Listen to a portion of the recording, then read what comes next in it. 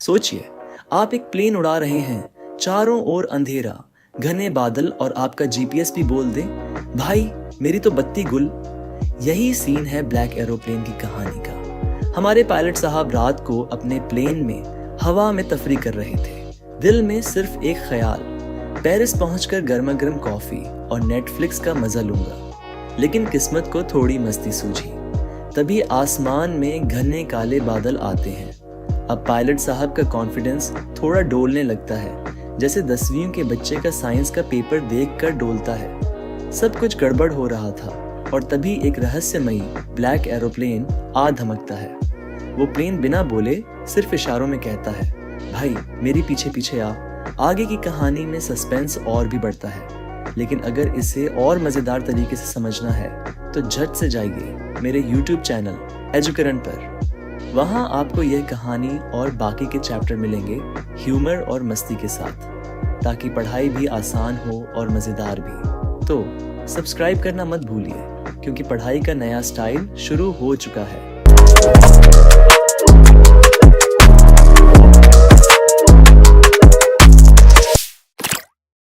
The moon was coming up in the east, behind me, and stars were shining in the clear sky above me. There wasn't a cloud in the sky, तो कहानी शुरू होती है जब हमारे pilot साहब अकेले आसमान में मस्त मौला अंदाज में उड़ान भर रहे थे। आसमान ऐसा साफ था कि ऐसा लग रहा था जैसे किसी ने इंस्टाग्राम पर नया फिल्टर लगाया हो। चांद पूरब से ऊपर आ रहा था। तारे ऐसे चमक रहे थे जैसे कोई एलईडी लाइट्स जल गई हों। पायलट साहब अपने पुराने डकोटा प्लेन में फ्रांस से इंग्लैंड की ओर जा रहे थे। मन में सुकून, क्योंकि छुट्टी खत्म हो चुकी थी और अब घर जाकर फैमिली के साथ नेटफ्लिक्स एंड चिल का प्लान था। घड़ी देखी तो 1:30 रात के 1 बजे थे। मुझे जल्दी ही पेरिस कंट्रोल को फोन करना चाहिए, मैं सोचा।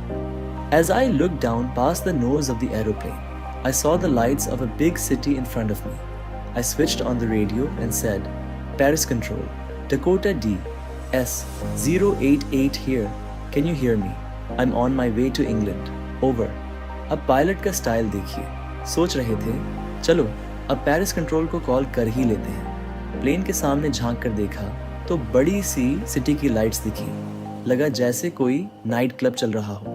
रेडियो ऑन किया और बोले, पेरिस कंट्रोल, डकोटा DS88 बोल रहा हूँ, सुन सकते हो? मैं इंग्लैंड की तरफ जा रहा हूँ। ओवर। फटाक से रेडियो से आवाज आई, DS088, सुन लिया। अब 12 डिग्री वेस्ट की तरफ मुड़ो। Over. I checked the map and the compass, switched over to my second and last fuel tank, and turned the Dakota 12 degrees west towards England. Pilot ने बड़े प्रोफेशनल अंदाज में मैप और compass check किया। आखिरी fuel tank पर switch किया और प्लेन को 12 डिग्री वेस्ट की तरफ घुमा दिया। और फिर सोचा, ब्रेकफास्ट टाइम पर पहुंच जाऊंगा। बढ़िया इंग्लिश ब्रेकफास्ट होगा, टोस्ट, एग्स और गर्म चाय। Paris was about 150 kilometers behind me when I saw the clouds, storm clouds. सब कुछ स्मूथ चल रहा था, जैसे कोई प्लेन नहीं बल्कि पायलट क्रूज कंट्रोल पर बैठा हो। लेकिन 150 किलोमीटर पार करने के बाद कहानी में ट्विस्ट आ गया। Storm clouds. They were huge. They looked like black mountains standing in front of me across the sky. I knew I could not fly up and over them, and I did not have enough fuel to fly around them to the north or south. अब ये clouds कोई हल्के फुल्के बादल नहीं थे। ये तो ऐसे लग रहे थे जैसे आकाश में काले पहाड़ उग आए हों। पायलट ने ऊपर नीचे, दाएं बाएं हर तरफ देखा, पर कुछ नहीं हो सकता था। फ्यूल भी इतना नहीं था कि इन्हें राउंड करके उड़ सके। अब सोचिए, पायलट साहब के मन में क्या चल रहा होगा। ये क्लाउड्स तो ऐसे आए हैं जैसे आसमान को हॉरर मूवी का सेट बना दिया हो। आगे क्या हुआ, बस पढ़ते रहिए, कहानी में और मज़ेदार ट्विस्ट आने वाले हैं। I ought to go back to Paris, I thought, but I wanted to get home. I wanted that breakfast. I'll take the risk, I thought, and flew that old Dakota straight into the storm. अब pilot साहब के मन में भयंकर करूं या ना करूं वाला सीन चल रहा था। वो सोच रहे थे, पेरिस वापस चला जाऊं, लेकिन नहीं, घर जाना है। वो गर्मा गर्म ब्रेकफास्ट मुझे खींच रहा है। आखिरकार उन्होंने अपनी बहादुरी या बेवकूफ़ी दिखाते हुए कहा, चलो रिस्क लेते हैं, और सीधा पुराने डकोटा को स्टॉर्म के अंदर ठेल दिया। Inside the clouds, everything was suddenly black. It was impossible to see anything outside the aeroplane. The old aeroplane jumped and twisted in the air. जैसे ही प्लेन काले बादलों में घुसा, सारा आसमान गायब। ऐसा लग रहा था जैसे किसी ने आसमान पर ब्लैकआउट कर दिया हो। बाहर कुछ दिखना तो दूर, प्लेन अंदर से हॉरर शो बन चुका था। प्लेन कभी इधर हिल रहा था, कभी उधर। ऐसा लग रहा था जैसे कोई रोलर कोस्टर हवा में लटक गया हो।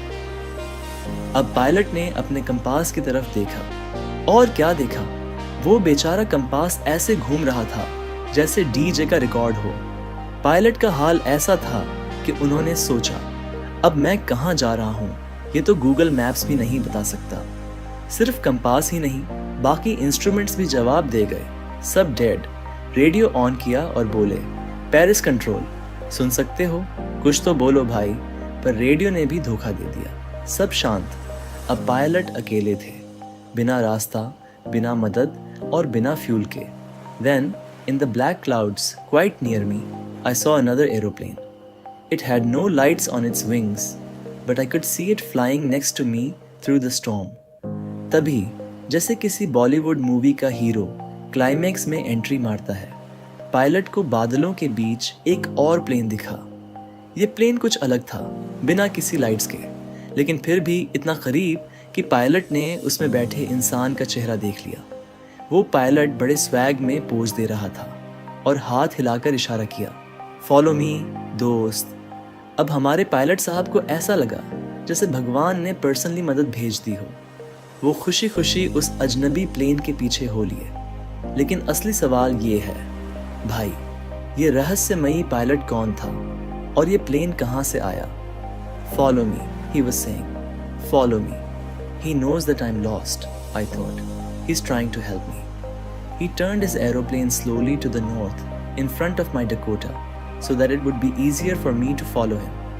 तो अब सीन ऐसा है कि हमारे पायलट साहब को लग रहा था, भाई, ये रहस्यमयी प्लेन वाला पक्का मेरी हालत समझ गया है, मदद करने आया है। उधर वो अजनबी पायलट बड़े आराम से अपने प्लेन को घुमा फिरा कर ऐसा दिखा रहा था जैसे कह रहा हो, आजा मेरे पीछे, रास्ता मैं दिखाता हूँ।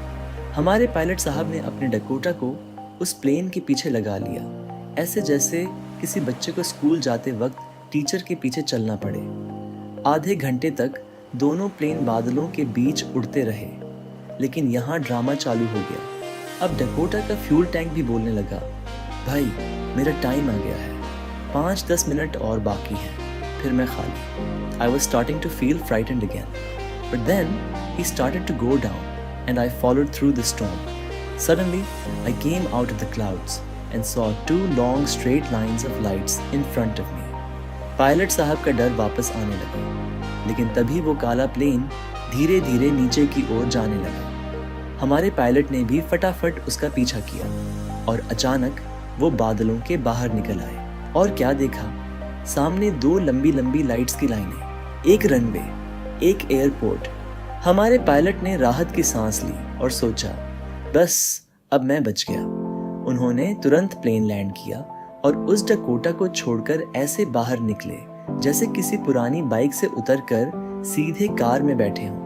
I went and asked a woman in the control center where I was and who the other pilot was. I wanted to say thank you. She looked at me very strangely and then laughed. अब दिमाग में एक ही सवाल था, ये मदद करने वाला कौन था? उसे थैंक यू तो बोलना चाहिए। वो सीधा कंट्रोल रूम पहुंचे और वहाँ एक महिला से पूछा, बहन जी, ये बताइए कि मेरे पीछे जो ब्लैक एरोप्लेन था वो कौन उड़ा रहा था? महिला ने ऐसी अजीब नज़रों से देखा जैसे पायलट ने कोई बहुत अतरंगी सवाल पूछ लिया हो, और फिर हंसकर बोली, ब्लैक एरोप्लेन, यहाँ तो कोई और प्लेन नहीं था साहब। अब पायलट साहब का एक्सप्रेशन ऐसा था जैसे उनके साथ किसी ने प्रैंक शो कर दिया। सस्पेंस वहीं का वहीं। ये ब्लैक एरोप्लेन वाला कौन था, कहाँ से आया और अचानक कहाँ गायब हो गया? आखिर ये मिस्ट्री प्लेन किसकी कृपा थी, भगवान की, एलियन की, या फिर हमारी कहानी के राइटर की कलम का जादू? तो कहानी ख़त्म होती है लेकिन दिमाग में सवाल छोड़ जाती है, आखिर वो ब्लैक एरोप्लेन कौन उड़ा रहा था। तो यही है ब्लैक एरोप्लेन की कहानी, जिसमें सस्पेंस, रोमांच और थोड़ा डर सब कुछ है। अगर ऐसी और कहानियों को आसान और मज़ेदार तरीके से समझना चाहते हो तो जल्दी से मेरे YouTube चैनल एजुकरण पर आओ।